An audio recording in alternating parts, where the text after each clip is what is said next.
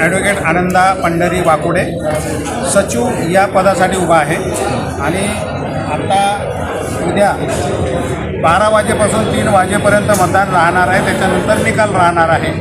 मी सचिवपदी मी मान्य सगळ्या सर्व माझ्या बांधवांना विनंती करतो की मला सचिवपदी निवडून द्यावे. मी त्यांच्या ज्याही मागण्या असत्या त्या पूर्ण करण्याचा काटोकाट प्रयत्न करेल आणि या बारला खूप मोठं आत्तापर्यंत जी वैभवता लाभलेली आहे ती मी अबाधित ठेवेन. तुमच्या निवडणुकीचा मुख्य जाहीरनामा काय असणार आहे? सगळ्यात पहिली गोष्ट आहे, मी निवडून आलो तर 5 लाखापर्यंतचा विमा मी आपल्या सर्व व्हॅलिड वोटर्सला देणार.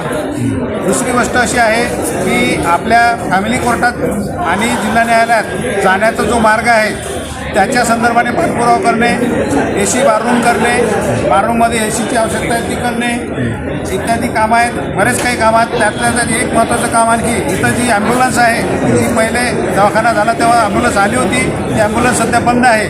ती ॲम्ब्युलन्स पुन्हा इथं उभी करणे हेही माझ्यासाठी महत्त्वाचं काम आहे. महिलांच्या संदर्भाने त्यांचे जे टॉयलेट्स वगैरे ते काय रूम आहेत त्या सुस्थितीत आणणे हेही महत्त्वाचं काम माझ्यासाठी आहे. मी सगळ्या गोष्टी करेन. ज्युनियर वकिलांना बसण्यासाठी जागा नाही, पार्किंगची समस्या, याबाबत तुम्ही काय कराल? ज्युनियर वकील फक्त ज्युनियरच वकील नाही तर सिनियर वकिलांचेही ते प्रॉब्लेम आहेत आणि हे सगळे प्रॉब्लेम सोडवण्यासाठीच मी उभा राहिलेलो आहे आणि हे प्रॉब्लेम सोडवल्याशिवाय मी गप्प बसणार नाही.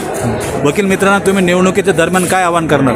मी आवाहन करेल की मला सर्वांनी निवडून द्यावं, मला मतदान करावं, जेणेकरून मी ह्या गोष्टी जे बोलतोय ते करू शकेल. तुमच्या निवडणुकीची निवडून येण्याची जमेची बाजू कोणती?